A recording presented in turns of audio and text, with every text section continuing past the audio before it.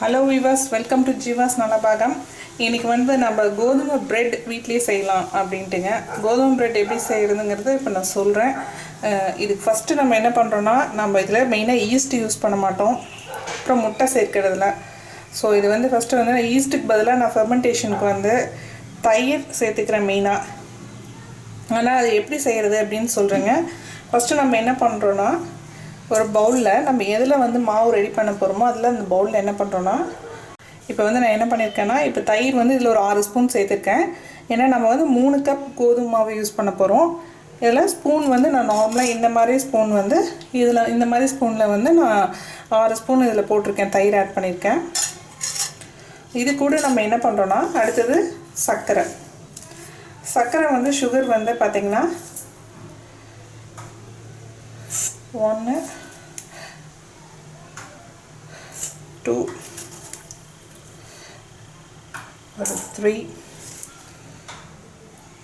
4 spoon sugar. இந்த மாதிரி ஸ்பூனில் 4 ஸ்பூன் ஆட் பண்ணியிருக்கேன். இது வந்து ஆர்கானிக் சுகரு, அன்பாலிஷ்டு அன்ரிஃபைன்ட் சுகர்னு சொல்லுவாங்க. ஸோ இது 4 ஸ்பூன் சேர்த்துருக்கேன். இப்போ என்ன பண்ணுறோன்னா இது கூட வந்து அடுத்தது வந்து பால் வந்து கொஞ்சம் லைட்டாக வெதுன்னு வார்மாக இருக்கணும். அதில் ஒரு 100 mlக்கு கொஞ்சம் சேர்த்திருக்கேன். இந்த பாலையும் இதில் சேர்த்துக்கலாம். சேர்த்துட்டு அடுத்தது கோதுமை மாவு. நீங்கள் இது மைதா யூஸ் பண்ணியும் செய்யலாம், பட் நான் இங்கே வந்து கோதுமை மாவு யூஸ் பண்ணி செய்கிறேன். இப்போ நம்ம இதில் என்ன பண்ணுறோன்னா நெக்ஸ்ட்டு கோதுமை மாவு வந்து ஒரு 3 ஸ்பூன் சேர்த்துக்கலாம். இப்போ பாருங்கள், இதை நான் நல்லா மிக்ஸ் பண்ணிவிட்டு இப்போ நம்ம என்ன பண்ணுறோன்னா கரெக்டாக ஒரு 1 மணி நேரம் டைம் பார்த்துக்குங்க. கரெக்டாக ஒரு 1 hour இதை டிஸ்டர்ப் பண்ண வேண்டாம். கொஞ்சம் வார்மான பிளேஸில் வச்சுடுங்க. ஒரு பிளேட் வச்சு மூடிடுங்க.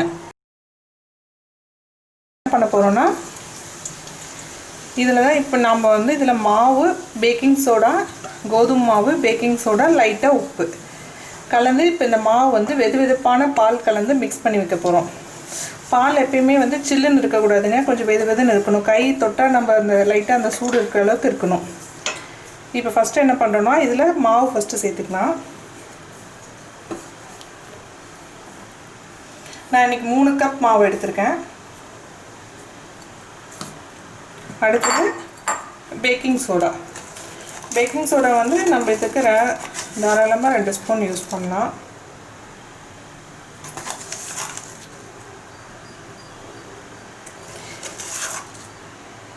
நான் யூஸ் பண்ணுறது இந்த மாதிரி சின்ன ஸ்பூன், இதில் அதனால் 3 ஸ்பூன் யூஸ் பண்ணியிருக்கேன். அப்புறம் நீங்கள் வந்து இதில் வந்து இன்னொன்று இருக்குங்க, வெண்ணெய் இல்லைன்னா ஆயில் சேர்த்திக்கலாம், எண்ணெய் சேர்த்திக்கலாம். எண்ணெய் வந்து கடலெண்ணெய், நல்லெண்ணெய் இந்த மாதிரி ஸ்மெல் வர எண்ணெய் யூஸ் பண்ணக்கூடாது. ஃப்ளேவர்ஸ் இல்லாத எண்ணெய் அதுதான் யூஸ் பண்ணணும். அப்படி இல்லைன்னா நீங்கள் என்ன பண்ணலான்னா பட்டர் சேர்த்திக்கலாம், வெண்ணெய் சேர்த்திக்கலாம். ரூம் டெம்பரேச்சர் நார்மலாக நல்லா உருக்கி இருக்கிற வெண்ணெயும் சேர்த்துக்கலாம். இப்போ இதில் வந்து உப்பு வந்து ஒரு 1/4 ஸ்பூன் போடுறேன். அதிகமாக உப்பு போடாதீங்க, லைட்டாக.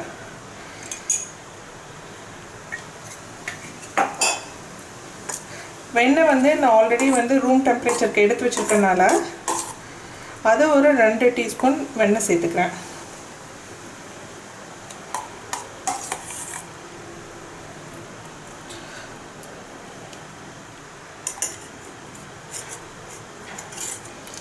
இப்போ என்ன பண்ணுறோன்னா நம்ம இது எல்லாத்தையுமே நல்லா இப்போ மிக்ஸ் பண்ண போகிறோம். இது ஒரு தடவை நல்லா மிக்ஸ் பண்ணி விடுங்க. மிக்ஸ் பண்ணி விட்டுட்டு கொஞ்சம் வெதுப்பான பால், ஏன்னா நம்ம இதில் கம்ப்ளீட்டாக வந்து பால் மட்டும்தான் சேர்க்கணும், தண்ணி கிடையாது. நீங்கள் இந்த பிரெட் செய்கிற மாதிரி இருந்தால் மைதா மாவும் யூஸ் பண்ணலாம். நான் வந்து கோதுமை மாவு தான் யூஸ் பண்ணுறேன், ஈஸ்ட் சேர்க்கலாம். ஈஸ்ட்டுக்கு பதிலாக தான் நான் இந்த மாதிரி ஃபெர்மெண்டேஷன் இப்படி நான் பண்ணுறேன்.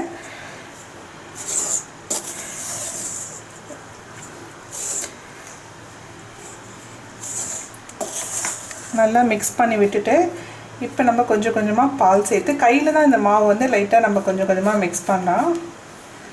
ஸ்டார்டிங் லூஸாக இருக்க மாதிரி தான் இருக்கும், அப்படி தான் இருக்குங்க, அப்படி தான் இருக்கணும். இந்த ப்ரெட்க்கு வந்து பார்த்திங்கன்னா நம்ம சப்பாத்தி மாவு மாதிரி ஃபஸ்ட்டு ஸ்டார்டிங் அப்படி இருக்கக்கூடாது.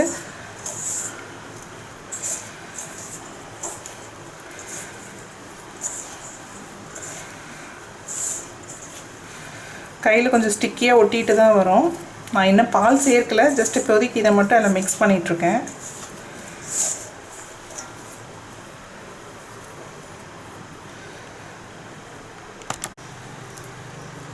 இப்போ பாருங்கள், நான் நல்லா மாவு வந்து கொஞ்சம் பால் விட்டு இந்த அளவுக்கு நமக்கு வந்து இப்படி பார்த்திங்கன்னா சப்பாத்தி மாவு மாதிரிலாம் இல்லைங்க, நல்லாவே லூஸாக இருக்கணும், இந்த மாதிரி ஸ்டிக்கியாக இருக்கணும். நம்ம சொல்கிறோம்ல தண்ணி அதிகமாக மாவுக்கு போயிட்டு எப்படி கையில் ஸ்டிக்கியாக இருக்குன்னு, இந்த மாதிரி தான் இருக்கணும். இந்த மாதிரி ஸ்டிக்கி ஆகிடணும். இப்போ நம்ம என்ன பண்ண போகிறோம்னா இதை நல்லா பிசைஞ்சிட்டேன், நான் நல்லா மிக்ஸ் பண்ணிட்டேன். எந்தமே லம்ஸ் கட்டியே இல்லாமல் நல்லா மிக்ஸ் பண்ணியிருக்கேன். இப்போ இதை வந்து என்ன பண்ண போகிறோன்னா ஜஸ்ட் அப்படியே வச்சுடுங்க. ஒரு 2 ஹார்ஸ்க்கு இது எதுவும் டிஸ்டர்ப் பண்ணாதீங்க. இதை வந்து நீங்கள் வார்மான பிளேஸில் வச்சுடுங்க. ஸோ ஒரு 2 ஹார்ஸ்க்கு இது அப்படியே இருக்கட்டும். அதுக்கப்புறம் நம்ம என்ன பண்ணுறோன்னா எடுத்து நம்ம ஒர்க் ஏரியா இல்லைன்னா நார்மலாக சப்பாத்தி கல் இருந்ததுன்னா உங்களுக்கு மாவு அதிகமாக இருக்கும்போது ஒர்க் ஏரியாவில் போட்டுக்கிட்டிங்கன்னா உங்களுக்கு ஈஸியாக இருக்கும். அதில் போட்டு நம்ம மறுபடியும் கொஞ்சம் நல்ல மாவு பிசைஞ்சு அதுக்கப்புறம் தான் நம்ம வந்து பேக் பண்ண முடியும். ஸோ இப்போ இது வந்து 2 ஹார்ஸ்க்கு எதுவும் டிஸ்டர்ப் பண்ண வேண்டாம், இது அப்படியே இருக்கட்டும். 2 ஹார்ஸ்க்கு அப்புறம் பார்க்கலாம். இப்போ பாருங்கள், இந்த மாவு வந்து கிட்டத்தட்ட நான் இன்றைக்கி வந்து ஒரு 2 ஹார்ஸ்க்கு மேலே கிட்டத்தட்ட ஒரு 3 ஹார்ஸ் வந்து நல்லா இந்த மாவு வந்து நல்லா அப்படியே விட்டுட்டேன். இப்போ பாருங்கள் எவ்வளோ நல்லா சாஃப்டாக பொதுன்னு வந்திருக்கு. நம்ம ஈஸ்ட் ஆட் பண்ணவே இல்லை, நல்லாவே மாவு நல்லா புஃப்னு உப்பி வந்திருக்கு. இப்போ நம்ம இதை என்ன பண்ணுறோன்னா ஜஸ்ட் இதை வந்து நம்ம ஒரு மிக்சிங் பண்ணிவிட்டு நீங்கள் கொஞ்சம் வர மாவு இருக்குது இல்லைங்க, ஒயிட் மாவு, கோதுமை மாவை கொஞ்சம் போட்டு நல்லா சப்பாத்தி மாவு பதத்துக்கு அப்படியே மிக்ஸ் பண்ணுங்கள். இதை வந்து நீங்கள் நல்லா இந்த ஒர்க் ஏரியாவுக்கு மாற்றிக்கனாலும் மாற்றிக்கலாம், இல்லைன்னா நம்ம நார்மலாக சப்பாத்தி கல் இருக்கு இல்லைங்க அது மேலே கூட வந்து வச்சுட்டு நீங்கள் நல்லா இழுத்து கொஞ்சம் நல்லா தேய்க்கணும். அதுதான் மெயினாக இதில்.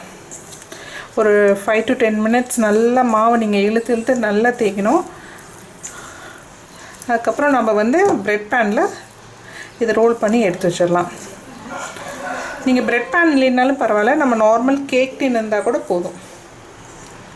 கேக் டின் யூஸ் பண்ணிக்கலாம். நீங்கள் கேக் டின்லேயே நார்மல் ரவுண்ட் கேக் டின் அதிலே கூட நீங்கள் ப்ரெட் வந்து செய்யலாம். ப்ரெட் பேன் தான் இருக்கணும்னு இல்லை. அதே மாதிரி உங்கள்கிட்ட ஓவன் இல்லை அப்படின்னாலும் ப்ராப்ளம் இல்லை, நார்மலாக பெரிய குக்கர் இருந்ததுன்னா போதும், அதுலேயே நீங்கள் செய்யலாம், சூப்பராக ப்ரெட் செய்யலாம். இப்போ நான் இதை என்ன பண்ண போகிறேன்னா இது வேறு எதுக்கு சேஞ்ச் பண்ணிவிட்டு நல்லா ஒரு 5 to 10 மினிட்ஸ் இந்த மாவு நல்லா பிசையலான்னு இருக்கேன்.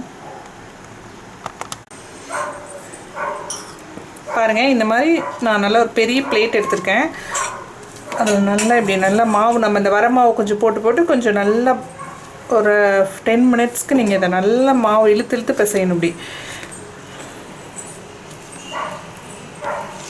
உங்களுக்கு கையில் ஸ்டிக்கியாக தான் இருக்கும், அதுக்காக தான் நான் அந்த மாவு லைட்டாக அப்பப்போ போட்டுக்கிறேன். நீங்கள் எவ்வளோக்கு எவ்வளோ இதை வந்து மாவு வந்து நல்லா அந்த புளிக்கிற அந்த ஃபெர்மெண்டேஷன் வைக்கிறீங்களோ டைமிங் எக்ஸ்டெண்ட் பண்ண நல்லா சாஃப்டான ப்ரெட்டாக வரும். இப்போ பாருங்கள், ஈஸ்ட் ஆட் பண்ண மாதிரியே நல்லா சாஃப்டாக பொதுன்னு வந்திருக்கு. நான் என்ன பண்ணுவேன்னா இப்போ மறுபடியும் நம்ம இந்த டின்னில் வந்து ப்ரெட் டின்னில் போட்டுட்டு ஒரு 1/2 hour இல்லைன்னா ஒரு 45 மினிட்ஸ் மறுபடியும் இந்த மாவை வந்து ஒரு 1 hourக்கு வச்சுருந்துட்டு அதுக்கப்புறம் தான் வந்து நான் இதில் போட போகிறேன், எடுத்து உங்களுக்கு பேக் பண்ண போகிறேன். ஸோ இது எவ்வளோக்கு எவ்வளோ டைம் எடுக்குதோ அவ்வளோக்கு அவ்வளோ சூப்பரான ப்ரெட்டாக வருங்க. நீங்கள் கடையில் போய் ப்ரெட் வாங்கணுன்னே இல்லை, வீட்டிலேயே சூப்பரான வீட் ப்ரெட் கோதுமை ப்ரெட் செய்யலாம்.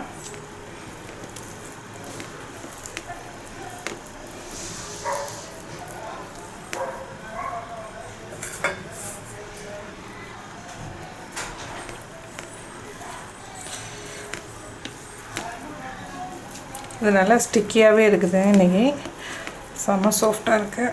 ஸோ கொஞ்சம் டைம் எடுக்கும்.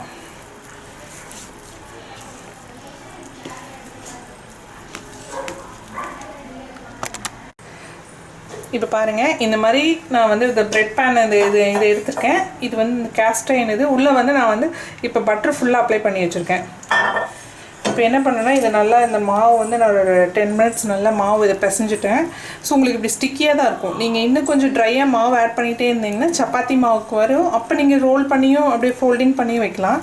இல்லைன்னா இப்போ நார்மலாக இது என்ன பண்ண போகிறோன்னா இந்த டின்னில் இதை அப்படியே இதில் வைக்க வேண்டியதுதான். இப்போ பாருங்கள் நம்ம ப்ரெட்டுக்கான டோ மாவு ரெடி ஆகிருக்கு. இப்போ அதுக்குள்ளே நான் என்ன பண்ணியிருக்கேன்னா ஒரு 10 மினிட்ஸ் வந்து இது ப்ரீ ஹீட் பண்ணி வச்சுருக்கேங்க. நான் குக்கருக்கு பதிலாக என்கிட்ட பெரிய குக்கர் இல்லாதனால நான் இந்த மாதிரி பெரிய இந்த பேன் வடைச்சட்டியை யூஸ் பண்ணியிருக்கேன். இதில் உள்ள பார்த்திங்கன்னா மணல் போட்டு 2 ஸ்டாண்ட் கொடுத்துருக்கேன். ஸோ இப்போ வந்து இது ஆல்ரெடி ஒரு 10 மினிட்ஸ் நல்லா ப்ரீ ஹீட் பண்ணிட்டேன். இப்போ இதில் நம்ம ப்ரெட் பேனை வச்சுட்டு நீங்கள் லிட் வந்து உங்கள் மூடி ஏதாவது செட் ஆகிறது இதில் போட்டுக்கலாம்.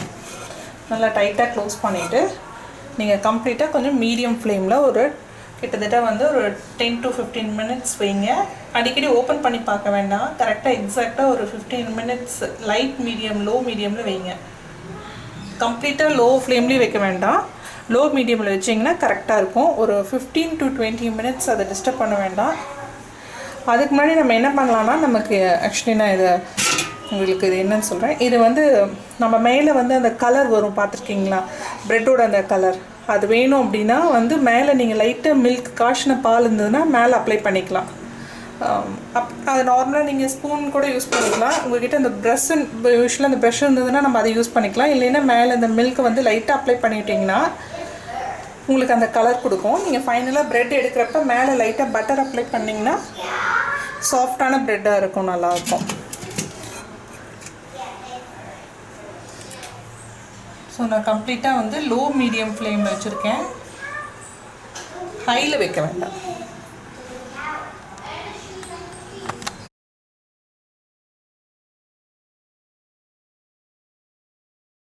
இப்போ பாருங்கள் கரெக்டாக எக்ஸாக்டாக ஒரு 30 மினிட்ஸ்க்கு அப்புறம் நம்ம பார்க்கலாம் எப்படி வந்திருக்குன்னா. சூப்பராக ப்ரெட் வந்திருக்குங்க. நம்ம செக் பண்ணி பார்த்துக்கலாம் மாவு உள்ளே நல்லா வெந்திருக்கா இல்லையான்னு. இதை பார்த்திங்கன்னா எதுவுமே ஸ்டிக் ஆகாமல் வந்திருக்கு. ஸோ இப்போ கரெக்டாக இருக்கும். இந்த சைட்ல எல்லாம் பார்த்திங்கன்னா வந்து நல்லாவே லைட் இந்த கோல்டன் கலர் நல்லா ப்ரௌன் லைட் ப்ரௌன் மாதிரி ஆயிருக்கு. ஸோ இந்த ஸ்டேஜில் வந்து நம்ம இப்போது கரெக்டாக இருக்கும். ஆஃப் பண்ணிடலாம். ஆஃப் பண்ணிவிட்டு இதை எடுத்துடலாம். பாருங்கள் இந்த ப்ரெட்டு நல்லா கொஞ்சம் ஆறி இருக்குது. இப்போ நம்ம எடுத்து இதில் போடலாம். பிளேட்டில் வைக்கலாம்.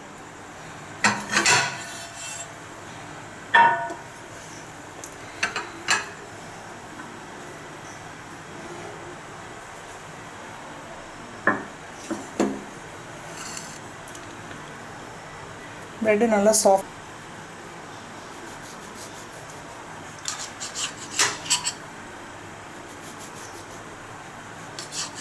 நீங்கள் மேலே வேணால் டின்னில் நீங்கள் போடுறப்ப வந்து மேலே வந்து நட்ஸ் எல்லாம் கூட போட்டுடலாம். நான் ஜஸ்ட் ப்ளைனாக தான் கோதுமை ப்ரெட் செஞ்சுருக்கேன்.